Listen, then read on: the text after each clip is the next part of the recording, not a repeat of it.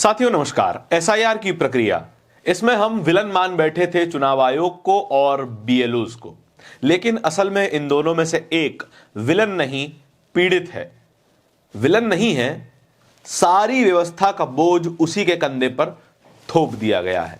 उसी के कंधे पर यह पूरी एसआईआर की प्रक्रिया चलाई जा रही है और जान भी इन्हीं बीएलओज की जा रही है। लेकिन चुनाव आयोग को इससे कोई फर्क नहीं पड़ता। होल सोल विलन अगर कोई इस पूरी प्रक्रिया में दिखाई देता है तो फिर चुनाव आयोग ज्ञानेश कुमार दिखाई देते हैं और सरकार का भी इसमें अच्छा खासा रोल दिखाई देता है। सरकार चुनाव आयोग को टाइट कर रही है। चुनाव आयोग के बड़े अधिकारी बीएलओज के ऊपर बैठे हुए डीएम, एसडीएम, तहसीलदार, इन तमाम लोगों को टाइट करती है और आखिरी में सारा प्रेशर पड़ जाता है बीएलओ के ऊपर। और बीएलओ को क्या जिम्मेदारी दी गई है?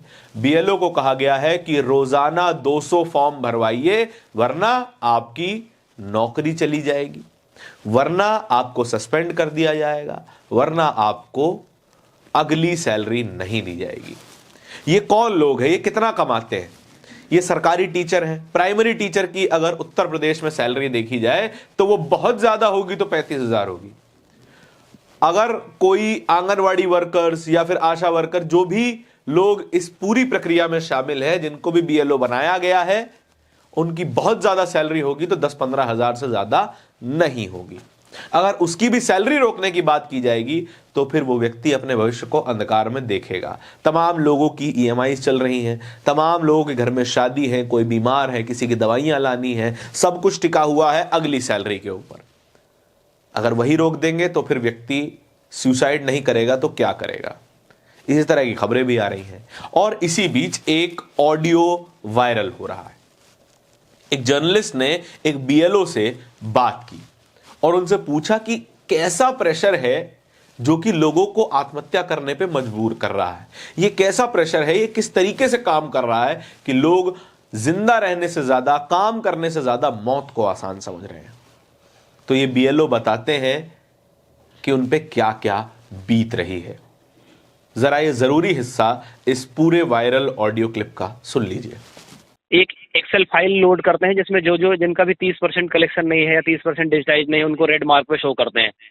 फिर उसको बोलते हैं सस्पेंशन होगा। आपको मैं स्क्रीनशॉट प्रोवाइड करा दूंगा कि अगर कोई सस्पेंशन होगा तो उसके लिए खुद जिम्मेदार है वो टारगेट दे दिया कि आज तुम्हें 200 कलेक्शन करने हैं। अब गांव में 200 लोग फॉर्म भरे नहीं तो आप उनका फॉर्म भराएंगे। एक फॉर्म पे अगर 5 मिनट लगता है तो 1000 मिनट हो गए सर। अब 1000 मिनट का मतलब आप समझ लो कि कितने घंटे हो गए? कम से कम 15 घंटे हो गए।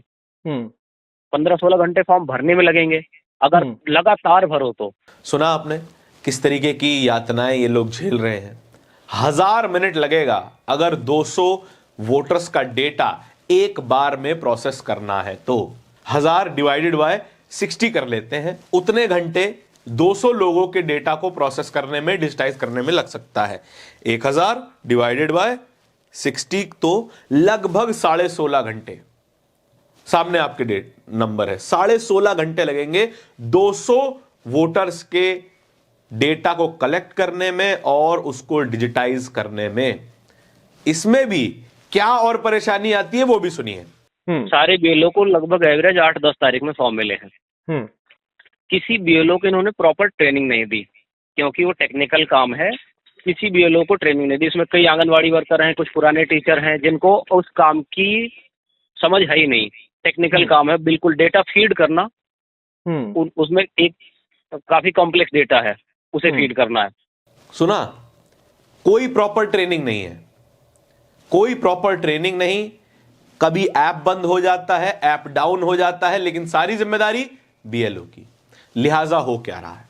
कुछ खबरें हम आपको पिछले कई दिनों से दिखा रहे हैं और अब भी दिखाएंगे। बार बार इन खबरों को हम आप तक पहुंचाते रहेंगे तब तक जब तक सरकार के कान में जू नहीं रेंगती, सरकार, बहरी सरकार सुनने नहीं लगती। तो ये कुछ खबर देख लीजिए। 2 more BLOs dead. Kin says SIR work stress the culprit. SIR का स्ट्रेस इतना ज्यादा है कि लोग अपनी मौत को ज्यादा आसान समझ रहे हैं। अगली खबर देखिए। 50-year-old BLO died, family alleges SIR work pressure. अगली खबर देखिए। BLO kills himself in Gujarat, blames SIR stress in note. Suicide note में भी लोग SIR के काम को इतना स्ट्रेसफुल बता रहे हैं कि मौत आसान है. Impossible to work, BLO suicide note. Ahmedabad की यह खबर है. और उत्तर प्रदेश के गोंडा जिले से भी BLO विपिन कुमार की भी कल खबर आई थी मौत की, जिन्होंने जहर खा लिया. ये कहते हुए और अपने आखिरी शब्दों में उन्होंने क्या कहा, SDM, BDO, लेखपाल दबाव बना रहे थे इन पे काम का, और इसी काम के चलते उन्हें जहर खाना ज्यादा आसान लगा. ये तमाम खबरें हमारे सामने हैं. हम जिनको विलन समझे बैठे थे वो असल में इस पूरी व्यवस्था का सबसे पहला विक्टिम है. इस पूरी खबर के बारे में आपके क्या विचार हैं कमेंट सेक्शन में बताइएगा जरूर. इस तरह की खबरें और भी देखते रहने के लिए बोलता हिंदुस्तान को सब्सक्राइब जरूर कीजिएगा. बहुत बहुत धन्यवाद.